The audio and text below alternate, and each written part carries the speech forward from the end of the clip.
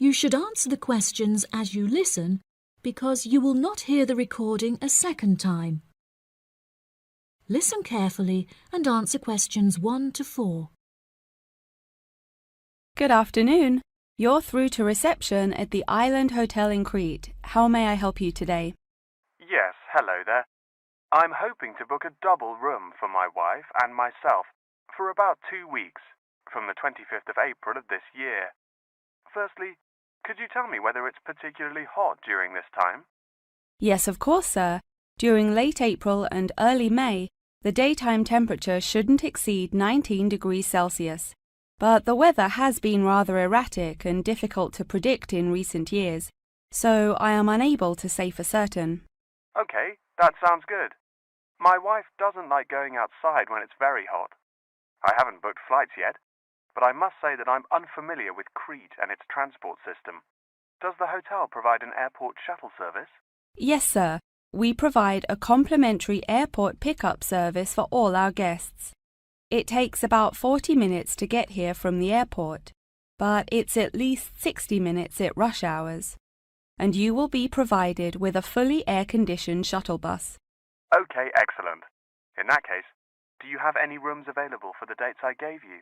I shall have a look on the system now for you, sir. Bear with me just a moment. Yes, sir. I can see now that we have several rooms available. Would you prefer a garden view or a sea view? Well, ideally I would like a sea view room with a balcony, but of course that depends on the difference in price. Not to worry, sir. All of our standard double rooms have ensuite facilities and a balcony. If you would like one of our sea view rooms, there is a premium of €60 per night. Okay, so could you tell me the total nightly rate for a standard double room with a sea view? Yes, of course, sir. For the spring months, our rate is €216 per night. For 14 nights altogether, this will come to €3,024. Perfect. I also read on your website that the hotel has gym and spa facilities. Are there any other facilities on offer? Yes, we have a large outdoor infinity pool overlooking the ocean, with luxury sunbeds and a poolside bar. We also have 3 full-size tennis courts, where we run a popular doubles tournament, with the winner receiving 2 all-inclusive spa day vouchers. Goodness, I shall have to brush up on my tennis skills. Before you hear the rest of the conversation, you have some time to look at questions 5 to 10.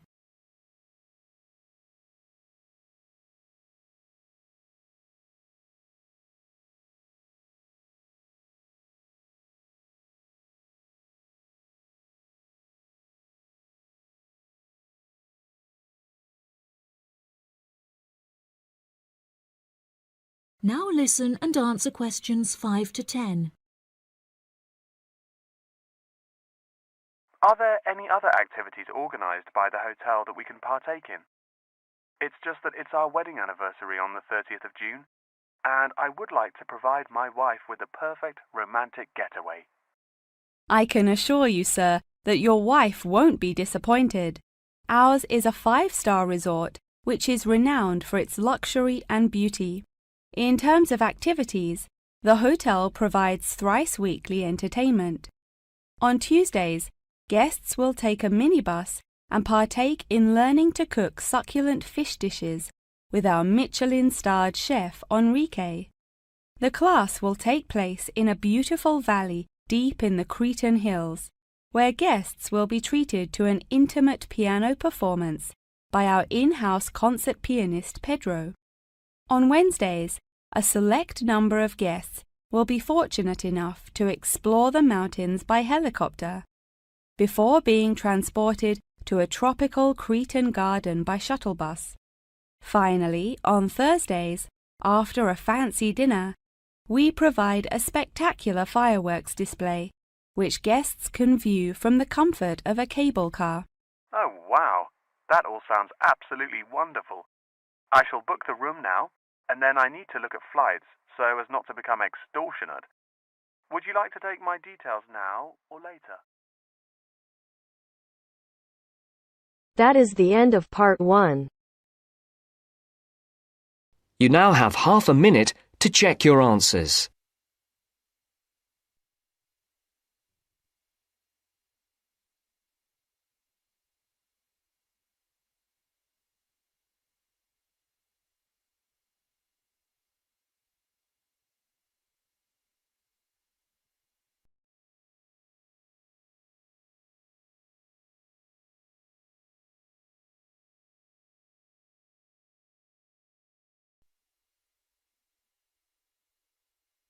Now turns to Part 2. Part 2. You will hear a tour guide welcoming a group of visitors to the British Library and telling them about the library and what they will see there. First, you have some time to look at questions 11 to 15.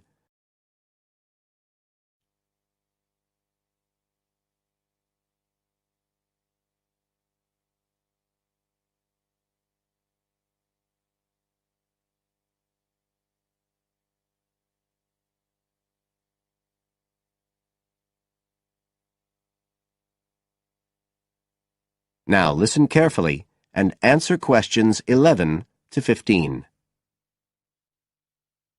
Good afternoon, ladies and gentlemen, and welcome to your very own tour of the British Library on this lovely afternoon. My name is Tony Walters, and I'm your guide for today. Could I please see your tickets for the guided tour? I'd also like to remind you that any tickets bought today do not include a visit to the reading rooms. I'm afraid we don't do visits on Fridays, or any weekday during working hours, so as not to disturb the readers. But if you do want to see those rooms, the only day there are tours is on Sundays. So, I don't want anyone to be disappointed about that today. OK? Thank you. Right, we'll start with a brief introduction. As many of you know, this is the United Kingdom's National Library, and you can see that this is a magnificent modern building. It was first designed by Sir Colin St. John Wilson in 1977, and inaugurated by Her Majesty the Queen more than 20 years later in 1998.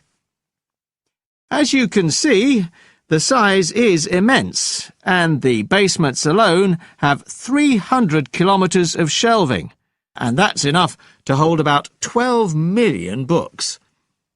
The total floor space here is 100,000 square metres, and, as I'll show you, the library houses a huge range of facilities and exhibition spaces. And it has 1,000 staff members based here in the building. So, you can appreciate the scale of our operation. In fact, this was the biggest publicly funded building constructed in the United Kingdom last century. It is still funded by the government as a national institution, of course, and it houses one of the most important collections in the world. The different items come from every continent and span almost 3,000 years. The library isn't a public library, though. You can't just come in and join and borrow any of the books. Access to the collections is limited to those involved in carrying out research. So it's really a huge reference library for that purpose, and anyone who wants to consult any materials that are kept here can formally apply to use the library reading rooms. You now have some time to look at questions 16 to 20.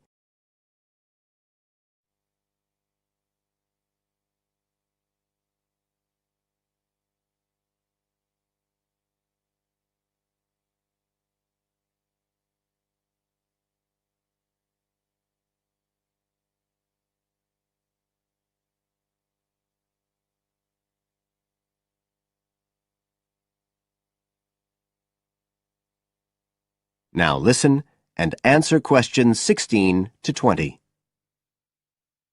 Right, well, here we are, standing at the meeting point on the lower ground floor, just to the right of the main entrance.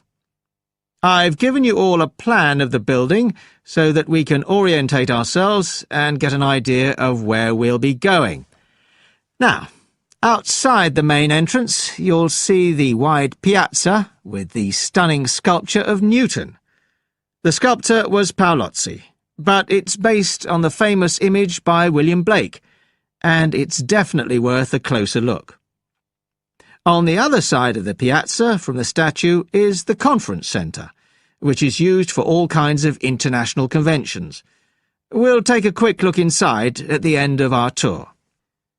Looking ahead of us now, you'll see that we're standing opposite the staircase down to the basement, where you'll find the cloakroom, and to the left of that, we have the information desk, where you can find out about any current exhibitions, the times of the tours, and anything you need to know, if you don't have a tour guide.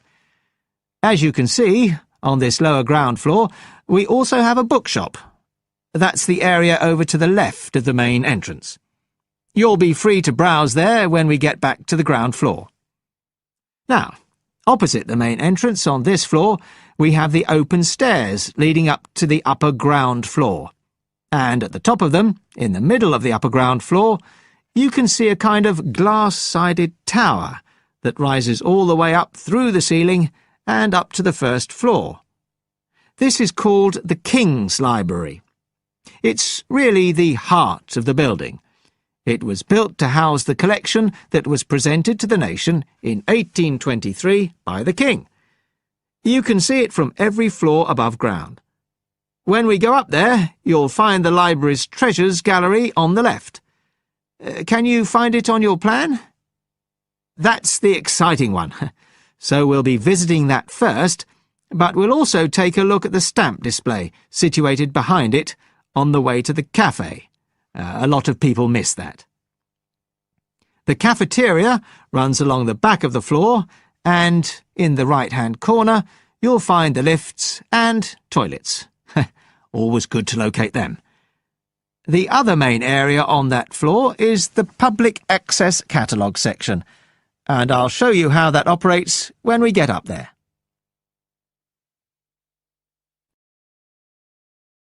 That is the end of part 2. You now have half a minute to check your answers.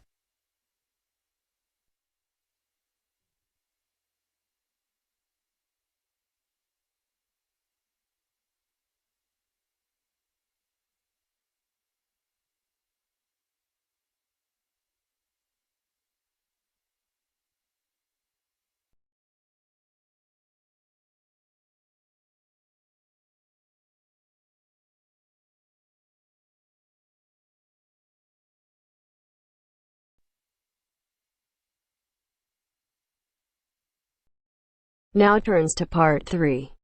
Part 3. You will hear a conversation between a professor and a student talking about taking a course.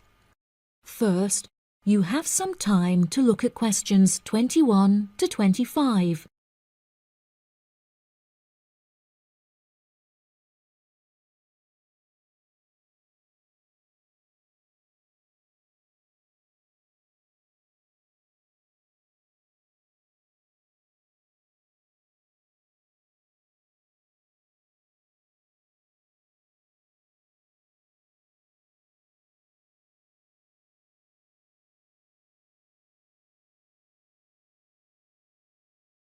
Now listen carefully and answer questions 21 to 25. Excuse me, Dr. Twain. May I speak with you for a minute? Of course, please come in. I'm Charlotte York. I'm considering taking your course in tourism. Right. Well, Charlotte, how can I help you? I have been considering studying tourism. However, it is such an important decision that I would like to seek some advice about it first. Would you mind answering some of my questions? Absolutely. Fire away. Well, I have been discussing courses with my parents, and they are concerned that I will not be able to get a well-paid job with a degree in tourism. The reason that I want to study the course is that I have a great interest in the subject, and I think I would really enjoy it. I believe the only way that I will enjoy my life is if I enjoy my career. Happiness is far more important than money, don't you think? Absolutely. I would much rather be happy and poor rather than rich and miserable. Money cannot buy you happiness. I'm glad you agree. You needn't worry about money, Charlotte. A large part of the tourism course is dedicated to teaching students how to manage finances, a skill that you can apply to your everyday life as well. I would also recommend that you take a sideline course in time management, as this can be incredibly useful in efficiently planning your workload. Efficiency is the key to success. I'll remember that. Now, I have found that some students have natural talents that really help them to succeed in the course. Communication skills, for example, can be very beneficial. Do you have any strengths? Maths was always my favourite subject at school, so I really enjoy solving mathematical problems. However, I find statistics quite difficult. I have always been very capable and self-sufficient. I have a lot of confidence in my abilities and will take the initiative in situations without needing to depend on anyone else for their help. That's a really great quality to have and will be particularly useful if you choose to study tourism. That's great. I would recommend that you spend some of your time researching the course. A lot of people who are uneducated on the subject claim that tourism is a shrinking industry and that it will become irrelevant in the future. If you study the published research, however, you will see that the truth is quite the opposite. The industry has, in fact, grown significantly as people have developed an ever-increasing interest in culture and travel. Have you compared the university course with a polytechnic? Yes, I have. I was interested in studying the course in modules. However, the university doesn't offer that option. I don't have enough funds to be able to attend an expensive university, so I was relieved to see that the course is quite affordable. I also considered attending a summer school instead of university to save money, and so that I could work during the rest of the year. But I really wanted the university experience. I think that university would suit you well. Before you hear the rest of the conversation, you have some time to look at questions 26 to 30.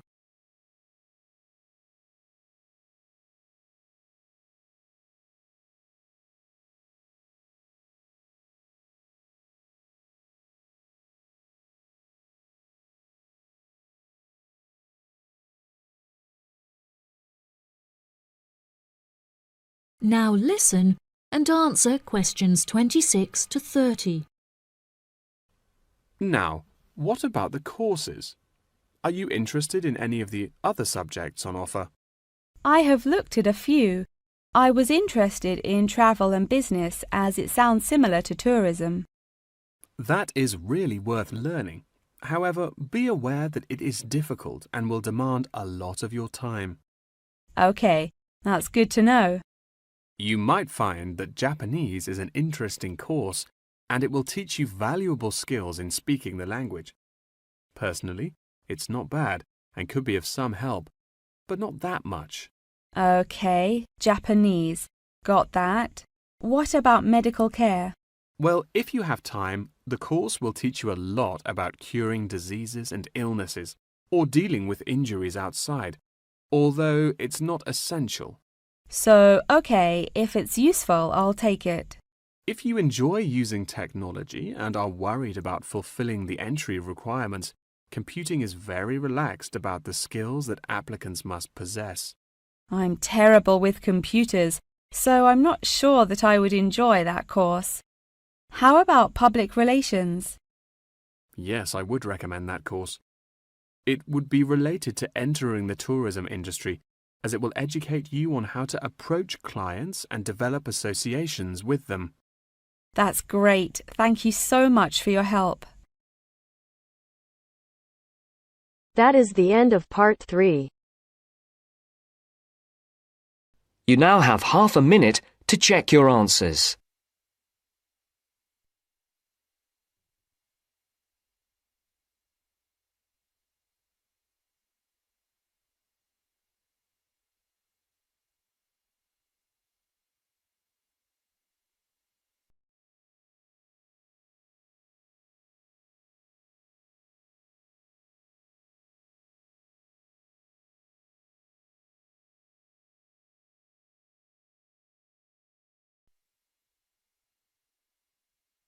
Now turns to Part 4. Part 4. You'll hear a lecture on MSG. First, you have some time to read questions 32 to 41.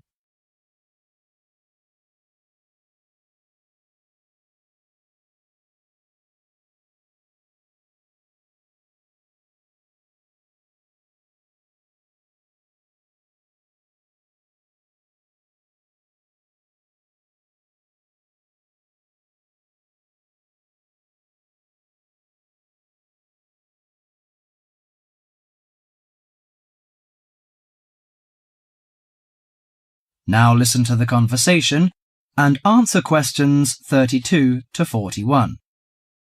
You've probably noticed that MSG appears regularly among the ingredients of your favourite foods. But what is it? How long has it been used? How is it used? MSG, or monosodium glutamate, is a chemical commonly used to add flavour to salty or sour tasting foods. The average person knows almost nothing about it, but today MSG is found in everything from potato chips to soup. Its principal component is an amino acid called glutamic acid or glutamate. It was identified by Professor Kikunae Ikeda in 1908, but Eastern cooks have been using glutamate-rich seaweed as flavouring for more than 1,200 years. Glutamate is found in two forms: bound glutamate, which is linked to other amino acids forming a protein molecule, and free glutamate, that has no link to protein. Only free glutamate is effective in enhancing the flavour of food. Foods often used for their flavouring qualities, such as tomatoes and mushrooms, have high levels of naturally occurring free glutamate. MSG is usually produced through fermentation of corn, sugar beets, or sugar cane. The finished product is a pure white crystal, which dissolves easily and blends well in many foods. Monosodium glutamate enhances the basic flavour of many foods. New studies also show that MSG elicits a unique taste that is known as umami in Japan and often described by Americans as a savoury, broth-like or meaty taste. Umami may be the fifth basic taste, beyond salty, sweet, sour and bitter. As an integral part of cuisines around the world, this savoury taste is common to the bouillons of Europe, the oyster sauce of China, the soy and fish sauces of Southeast Asia, the pizza of Italy, and the chowders and stews of America. MSG helps bring out the best natural flavours in a variety of foods such as meat, poultry, seafood, and vegetables. While MSG harmonises well with salty and sour tastes, it contributes little or nothing to sweet or bitter foods. Results of taste panel studies indicate that a level of 0.1 to 0.8% MSG by weight in food provides optimum enhancement of the food's natural flavour. This is within the range of glutamate that naturally occurs in foods. Approximately 1/2 teaspoon of MSG is an effective amount to enhance the flavour of a pound of meat or 4 to 6 servings of vegetables or soup. MSG is a self-limiting substance. Once the proper amount is used, adding more contributes little to food flavour. Overuse of MSG, as with many other seasonings and spices, may cause some foods to have an undesirable taste. There is simply no substitute for wholesome, quality food and good cooking techniques. MSG makes good quality food taste better, but will not improve the flavour of poor quality food. Disturbingly, scientists have known since the 1960s that MSG kills brain cells in young animals. Further research suggested that MSG may also be responsible for ailments ranging from skin rashes to irregular heartbeat and depression. Reports vary on just what percentage of the population is sensitive to MSG. One researcher put the figure as high as 30%. But food industry-sponsored studies have suggested it as low as 1 to 2%.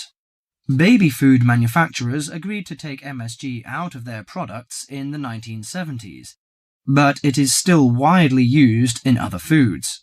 This is because MSG is an economical way of stimulating great taste. If you're making a chicken stew but can't afford a whole chicken, why not use a little chicken and a lot of MSG? Consumer groups in the USA campaign regularly against its use, but for many of us, MSG will continue to be a part of everyday life. Food, it seems, will always be a matter of personal taste. That is the end of part 4. You now have half a minute to check your answers.